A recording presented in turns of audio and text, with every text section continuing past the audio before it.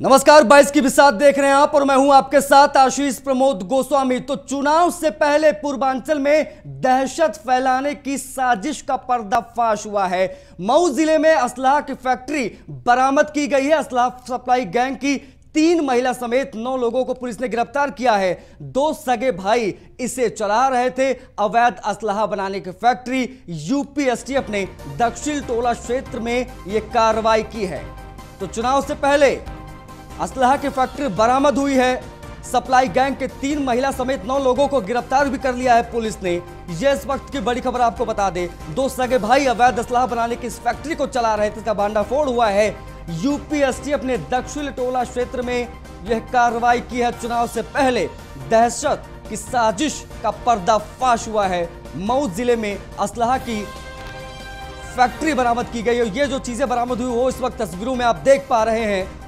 कितने बड़े पैमाने पर निर्मित और अर्धनिर्मित ये हथियार वहां से बरामद हुए हैं। अभिषेक राय ज्यादा जानकारी के साथ हमारे सहयोगी फोन लाइन पर जुड़ गए। अभिषेक, क्या जानकारी निकलकर सामने आई है, क्या क्या बरामद किया है अब तक पुलिस ने?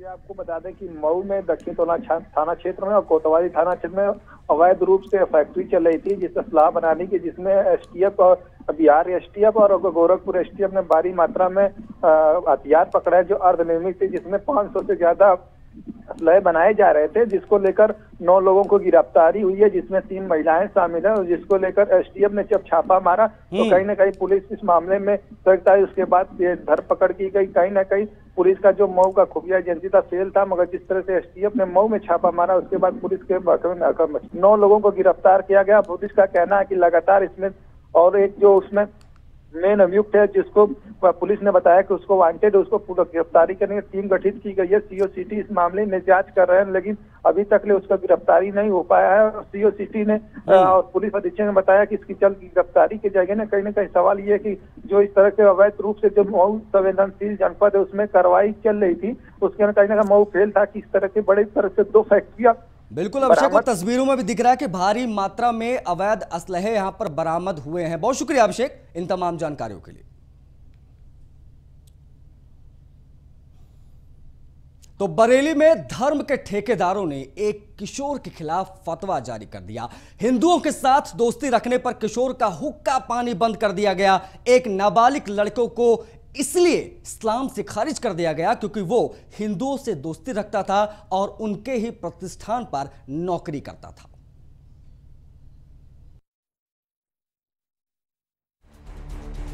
धर्म के धंधेबाजों पर लगा धर्म के कितने ठेकेदार, मुस्लिम युवक को तालिबानी सजा, उमर गौतम पर शिकंजा।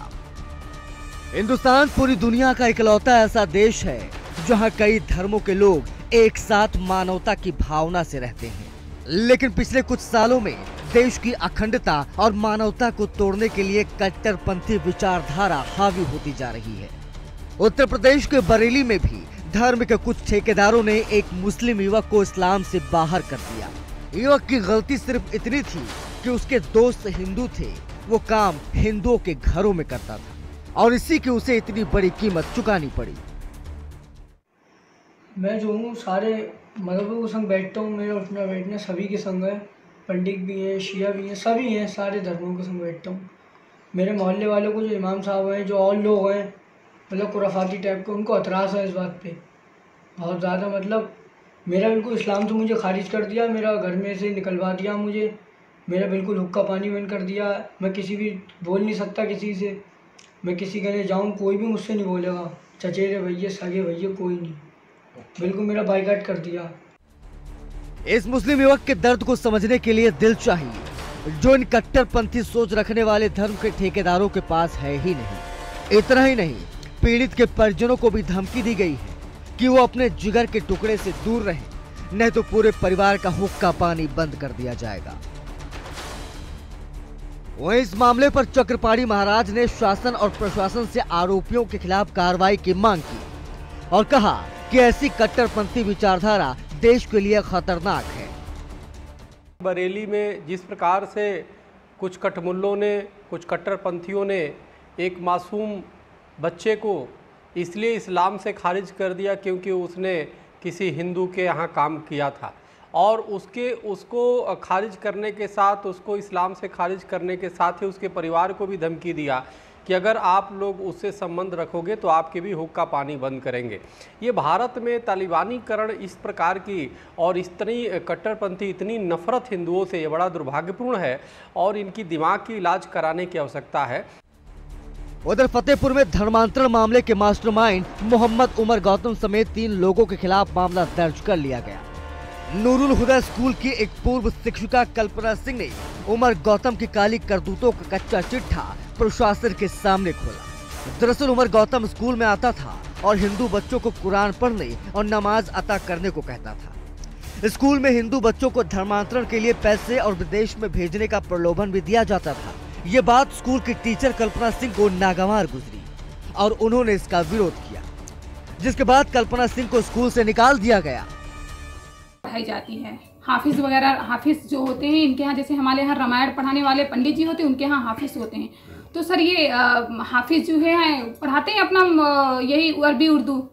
तो सर मैंने थोड़ा कंजेक्शन किया था कि ये जो LKG UKG में टीचर है, मदर टीचर अना मैम, ये वहाँ पे बराबर मतलब बच्चों को नमाज सिखाती थी। तो मैंने थोड़ा कंजेक्शन किया था कि अगर आपको पढ़ाना है तो मुस्लिम बच्चों को पढ़ाइएगा, हमारे हिंदू बच्चों को अलग कर दीजिए क्लास में। तो इनको बहुत बुरा लगा, फिर इस वजह से इन्होंने बहुत ज़्यादा मेरी बेइज्जती की। इन्होंने क्या बोला, मौलाना सर ने सीधे बोले कि तुम्हारे कहने से क्या मैं बिल्डिंग दूसरी बनवाऊँ, दूसरी जगह शिफ्ट करूँ। 19-20 साल से मेरा स्कूल चला, आज तक किसी ने इतना बड़ा मुद्दा नहीं रखा जो तुम आज ये बात कह रही हो। इतना इशू कर दी हो एक दिन, मतलब नमाज अरबी उर्दू, जब देखो यही चला, तुम ही एक मतलब तुम आकर मेरा स्कूल जो है हिंदू मुस्लिम करके सब बिगाड़ रहे हो पूरा। तो सर वहाँ जो है तालीम देते हैं, कहते हैं हम अपने बच्चों को दे रहे हैं, लेकिन हमारे बच्चे भी वहाँ बराबर करते हैं। क्या किस तरह का बच्चों को दबाव बनाया था उर्दू पढ़ने के लिए? सर एक साथ बैठाते हैं, एक साथ जब उनको पढ़ाएंगे तो बच्चे तो फॉलो करेंगे ही ना करेंगे। और बोलते हैं कि मैं डायरेक्ट तो नहीं बोलता हूँ उनसे। सर वो टीचर को क्यों बोलते हैं कि जब मुस्लिम आए कोई तो आप सलाम वालेकुम सलाम बोलेंगे तो वो लोग बहुत खुश होंगे, बहुत अच्छे से एडमिशन करवाएंगे मेरे स्कूल में। वहीं इस मामले में जिले के SP राजेश कुमार सिंह ने बताया है कि तहरीर के आधार पर मामला दर्ज कर लिया गया है और जांच की जा रही है। कोतवाली में एक अभियोग पंजीकृत किया गया है उमर गौतम और उसके 2 साथियों के विरुद्ध। इन पे आरोप है कि इन लोगों ने धर्म परिवर्तन की कोशिश की, धमकी दी, धन देने का लालच किया, धमकाया। इस संबंध में विवेचना की जा रही है और निश्चित तौर पर इनके विरुद्ध कार्रवाई की जाएगी। आखिर ये धर्म के ठेकेदार अपना धंधा चलाने के लिए कब तक धर्म की आड़ का सहारा लेते रहेंगे? आखिर क्यों इस आजाद देश में कुछ चुनिंदा धर्म के धंधेबाज लोगों के धर्म से खिलवाड़ कर रहे हैं? सवाल तो बहुत हैं, लेकिन इसका हल सिर्फ एक है। ऐसे धर्म के ठेकेदारों पर सख्त से सख्त कार्रवाई होनी चाहिए। बरेली से अभिषेक कुमार और फतेहपुर से जितेंद्र विश्वकर्मा की रिपोर्ट।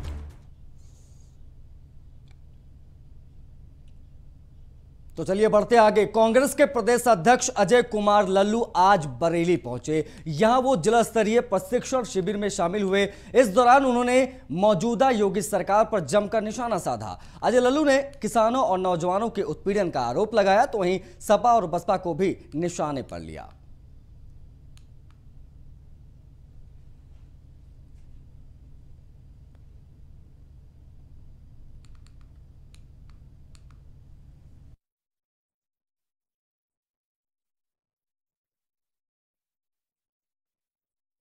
आगरा और कानपुर का चमड़े का उद्योग, खासकर जो मुरादाबाद का ब्रास इंडस्ट्रीज, फिरोजाबाद का चूड़ी उद्योग,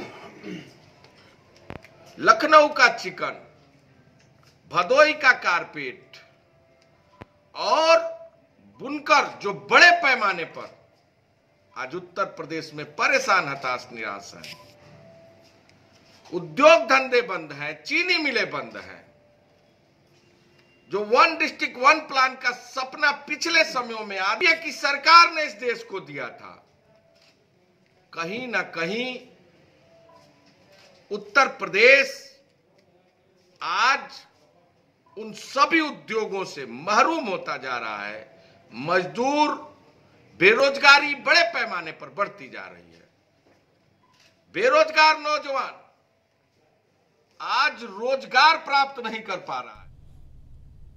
अलीगढ़ में मिड डे मील बांटने को लेकर मारपीट हुई है। दो पक्षों में जमकर लाठी डंडे चले हैं। आंगनवाड़ी कार्यकर्ता समेत कई लोगों से मारपीट का यह मामला है। मारपीट का वीडियो सोशल मीडिया पर वायरल हो रहा है। कवर्सी थाना क्षेत्र के रामनगर की यह घटना है, जहां पर दो पक्षों में जमकर लाठी डंडे चले। मिड डे मील बांटने को लेकर यह पूरा बवाल हुआ। ये तस्वीरें देखिए अलीगढ़ की कवर्सी थाना क्षेत्र की। दो पक्षों में जमकर, इसमें कुछ महिलाएं भी आपको नजर आ रही, लाठी डंडे भी आपको नजर आ रहे हैं। लोग गुत्थम गुत्थी करते दिख रहे हैं। अलीगढ़ की ये तस्वीरें, मारपीट का वीडियो अब सोशल मीडिया पर वायरल भी हो रहा है।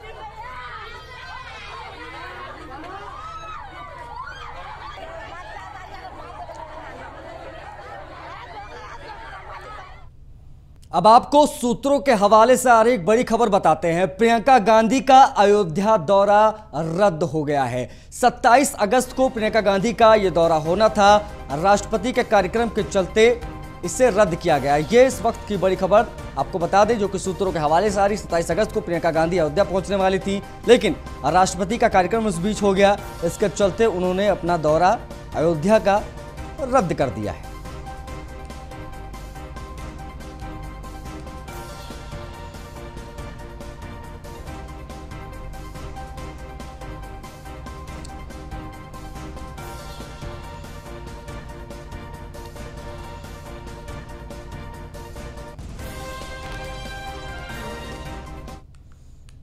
बढ़ते आगे तो लखनऊ में 69,000 सहायक शिक्षक भर्ती का ये जो मामला है, उसमें शिक्षा मंत्री सतीश द्विवेदी के आवास पर अभ्यर्थियों का प्रदर्शन हुआ है। 69,000 में 22,000 सीटों को बढ़ाने का लेकर ये घेराव किया गया। 1,37,000 सीटों की भर्ती की कर रहे हैं अभ्यर्थी मांग। सीएम आवास का अभ्यर्थियों ने घेराव किया था। तो सतीश द्विवेदी जो शिक्षा मंत्री हैं, बेसिक शिक्षा मंत्री हैं जो उत्तर प्रदेश के, उनके आवास के बाहर प्रदर्शन हुआ है। ये तस्वीरें भी हम आपको दिखा रहे हैं प्रदर्शन की। 1.37 लाख के समस्त रिक्त पदों को सरकार भरे, इसके बैनर लेके तमाम शिक्षक वहां पर मौजूद रहे। प्रदर्शन हुआ, नारेबाजी की गई।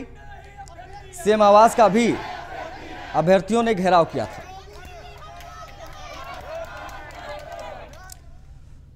बीएसपी महासचिव सतीश चंद्र मिश्रा चित्रकूट पहुंचे। यहां उन्होंने बीजेपी पर जमकर निशाना साधते हुए कहा कि बीजेपी सरकार में ब्राह्मणों पर अत्याचार हो रहा है।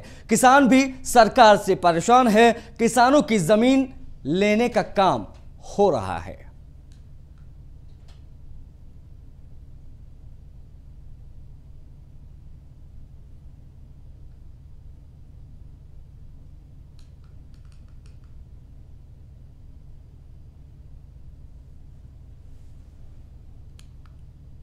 राष्ट्रपति कोविंद महामहिम इस वक्त लखनऊ में मौजूद, आपको सीधा लिए चलते हैं। प्रभावी माध्यम होती है। शिक्षा के विकास हेतु किए गए इन प्रयासों की भरपूर सराहना की जाए। इसी क्रम में अब मैं माननीय मुख्य अतिथि महोदय से अनुरोध करता हूं कि वे श्री आर.डी. सोनकर फाउंडर समता समाज पुरस्कार प्रदान करने की कृपा करें। शैक्षिक सत्र 2019-20 के लिए यह पुरस्कार अंजू रावत को दिया जाता है।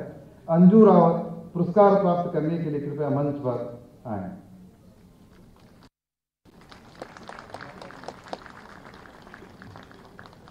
श्री आर.डी. सोनकर समता समाज पुरस्कार के अंतर्गत 25,000 रुपए की धनराशि प्रदान की जाती है। श्री आर.डी. सोनकर जी इस विश्वविद्यालय के प्रथम मुख्य प्रशासक रहे हैं, जिनके अथक प्रयासों से यह विश्वविद्यालय एक राज्य सरकार की परियोजना से केंद्रीय विश्वविद्यालय के रूप में परिवर्तित हुआ है। इस पुरस्कार की धनराशि उन्हीं की याद में समता समाज नामक संस्था की तरफ से दी जाती है।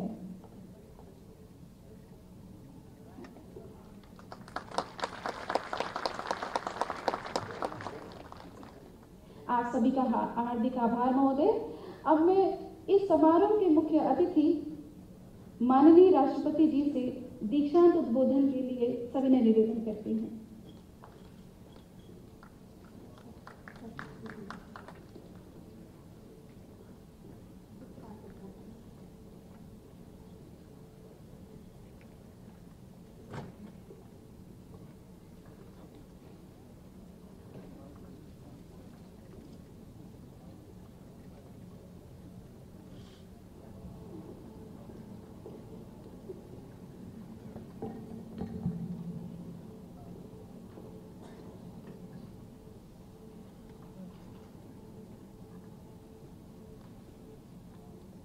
बाबा साहेब भीमराव अंबेडकर विश्वविद्यालय के दीक्षांत समारोह में प्रमुख रूप से उपस्थित उत्तर प्रदेश की राज्यपाल श्रीमती आनंदीबेन पटेल, मुख्यमंत्री श्री योगी आदित्यनाथ, कुलाधिपति डॉक्टर प्रकाश बरतूनिया, कुलपति प्रोफेसर संजय सिंह, अन्य गणमान्य अतिथियों, शिक्षकगण, अधिकारीगण, अभिभावकों और प्यारे विद्यार्थियों, आज यहाँ उपाधियाँ प्राप्त करने वाले सभी विद्यार्थियों को मैं हृदय से बधाई और आशीर्वाद देता हूँ। पदक प्राप्त करने वाले विद्यार्थियों की विशेष उपलब्धियों के लिए मैं उनकी सराहना करता हूँ। विद्यार्थियों की सफलता में सहायता और प्रेरणा प्रदान करने वाले अध्यापकों, अभिभावकों तथा विश्वविद्यालय की टीम के अन्य सदस्यों को भी मैं बधाई और साधुवाद देता हूँ। मुझे दिसंबर 2017 में आपके विश्वविद्यालय के दीक्षांत समारोह में सम्मिलित होने का अवसर मिला था। यह एकमात्र विश्वविद्यालय है जहां किसी समारोह में मैं दूसरी बार आया।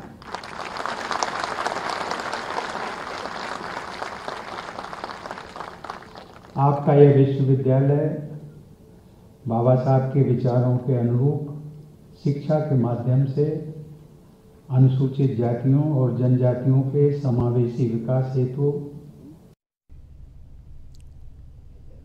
बढ़ते आगे तो लखनऊ में अल्पसंख्यक कल्याण राज्य मंत्री मोहसिन रजा से हमारी संवाददाता ने खास बातचीत की है। इस दौरान उन्होंने मुनव्वर राणा पर निशाना साधते हुए जमकर हमला बोला। उन्होंने कहा कि पहले मुनव्वर राणा जवाब दे कि क्यों वो अपने भाई को जेल भेजना चाहते थे, वो भी तो मुसलमान है। अपने बेटे से गोली चलवाई, कहीं वो गोली मुनव्वर राणा के बेटे को लग जाती तो क्या होता।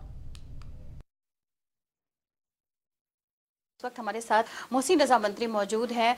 सर, क्या कहेंगे? इस बार मुनव्वर राणा ने कहा है कि मोदी ने मुसलमानों की स्थिति जो है वो रिक्शे वालों, चूड़ी बेचने वालों की तरह कर दी है।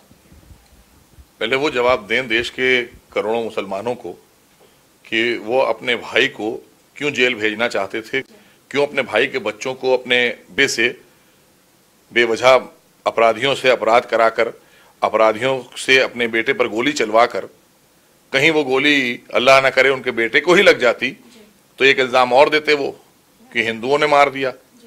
तो अपराधियों से साठगांठ करना किसको आता है, कौन मुसलमानों को परेशान कर रहा है, ये तो मुनव्वर राणा खुद ही जवाब दे रहे हैं। उनके इस पूरे घटनाक्रम में अगर आप देखें तो ये घटनाक्रम है क्या, इसमें मुसलमान कहां से आ गया, मुसलमान अपने भाई को कैसे परेशान करता है, ये जरूर आज देश ने देख लिया। बात की उनके बेटे की, तो मुनव्वर राणा का साफ तौर पे कहना है कि जो सांसद है कौशल किशोर, उनके बेटे ने भी ऐसी हरकत की थी लेकिन वो जेल में नहीं है। उन्होंने जो बात कही है, उनके बेटे ने, उनके अपने पत्नी के साथ कुछ विवाद है, उसकी भी एफआईआर है, उसकी जांच हो रही है। ये अपराध सड़क पर सरेआम किया गया था, जिस अपराध में अपराधियों को हायर करके गोली चलवाई गई थी अपने ऊपर। वो गोली किसी राहगीर, किसी आम जन को भी लग सकती थी, किसी आम आदमी को लगती तो उसकी जान जाती। उसका जिम्मेदार भी उनका बेटा और मुनव्वर राणा ही होंगे अगर इन्होंने हायर किया है उसको। तो ये चीज तो सामने आई है, सबने देखा है और अभी तो जांच हो रही है। और एफआईआर तो उनके भाई ने ही की है ना, उनके परिवार के ही लोगों ने की है। तो इसमें हिंदू और मुसलमान और फलाने और धमाके, हमेशा आप जब भी बोलते हैं मुनव्वर राणा, हमेशा वो देश विरोधी बातें करते हैं। अगर शायरी भी वो करते हैं तो अपने देश के प्रधानमंत्री के खिलाफ करेंगे, उत्तर प्रदेश के मुख्यमंत्री के खिलाफ करेंगे, हिंदुस्तान के तमाम महापुरुषों के खिलाफ करेंगे। तो उनकी शायरी में भी तालिबान झलकता है। तो इसलिए विचारधारा उनकी जो है, वो कहते हैं हथियार लहराने के लिए होते हैं, और अगर आतंकियों ने हथियार उठाए हैं तो अपने हक को लेने के लिए उठाए। तो ये सब कौन बोलता है? मोहसिन रजा जिन्होंने बताया कि मुनव्वर राणा लगातार तालिबानी बयान दे रहे हैं और उत्तर प्रदेश में या देश में हर जो भी लाभ मिल रहा है मुसलमानों को भी बराबर का मिल रहा है। वीडियो जर्नलिस्ट समीर कनकी के साथ Nagma Shaikh, news on India, Lucknow. इस वक्त हमारे साथ अगली खबर प्रयागराज से लेते हैं तो मंत्री जो है नंद गोपाल गुप्ता नंदी को बड़ा झटका लगा है। स्पेशल कोर्ट ने 2 मुकदमों में उनके खिलाफ आरोप तय कर दिए हैं। 2012 के मुकदमे में एमपी एमएलए कोर्ट ने यह आरोप तय किए हैं। पत्नी महापौर अभिलाषा नंदी भी हैं इसमें आरोपी। 2015 के मुकदमे में आरोप तय किए गए हैं। ये इस वक्त की बड़ी खबर। आपको बता दें कि नंद गोपाल नंदी पर आरोप तय हो गए हैं। एमपी एमएलए कोर्ट ने आरोप तय किए हैं। पत्नी महापौर अभिलाषा नंदी पर भी आरोप तय हुए। इसी के साथ इस बुलेटिन में फिलहाल इतना ही। नमस्कार।